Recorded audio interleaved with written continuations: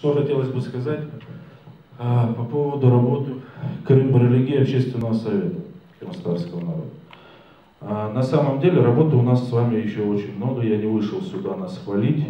Почему? Потому что есть моменты, с которыми мы по сей день с вами сталкиваемся. Это в первую очередь мы с вами находимся в неком, наверное, штопоре в связи с международными взаимоотношениями, да?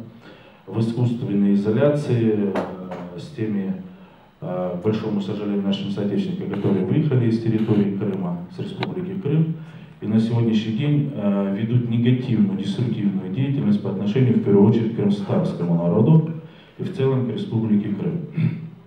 Вот. Нам, конечно, вместе с вами надо как можно активнее работать не только среди населения внутри Крыма, да, но и работать в первую очередь в социальных сетях.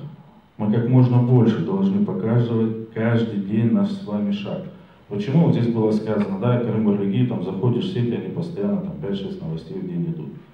Это основная задача, над которой мы работаем. Мы показываем всему миру, что на сегодняшний день мы не согласны с политикой, ту, которую пытаются нам навешать извне. Да? За каких людей мы с вами говорим, я не хочу называть их фамилии, имена, и какую деструктивную деятельность они ведут, но они ведут. Они на сегодняшний день потеряли на самом деле реальность и контроль над крымским и татарским народом. Они не понимают, что на сегодняшний день происходит в нашем социуме. Они не понимают, как мы 4 года живем здесь в Крыму. Они не понимают, как их заявления негативно ложатся на крымско-татарский народ. Да, то есть им на сегодняшний день нет проблем для нашего народа, они начали уже сегодня вмешиваться, можно сказать, в православную церковь, да, к тому, к чему они не имеют никакого отношения, абсолютно. Да, то есть вот я к чему хочу это все сказать. Вот только вместе мы на сегодняшний день с вами сможем противостоять тому, что на самом деле эти ребята пытаются навешать на наш народ. Да?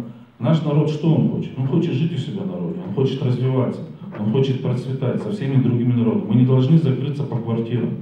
Вот когда мы, я еще раз, наверное, повторяюсь, и раньше об этом говорил, вот когда мы все будем встречаться на лестничной площадке и друг к другу смотреть с уважением, без разницы, кто это будет, крымский татарин, армянин, еврей, грек, болгар, немец, вот только тогда наш народ начнет процветать.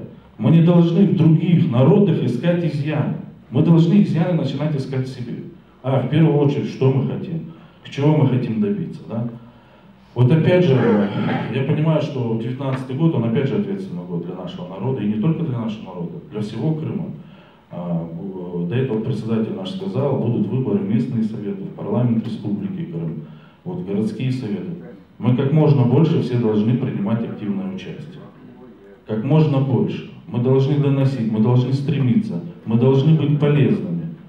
Вот самая основная задача, которую мы ставим перед собой, это быть полезным обществу, быть полезным всему народу, всем жителям, живущим в Российской Федерации, не только. Еще бы я хотел отметить, я очень рад, что в наши ряды сегодня также вступил Эльдар Меметов, вот, как наш заместитель. Эльдар, тебе тоже сыграл, Абдурим, тебе тоже сыграл за то, что ты у нас есть.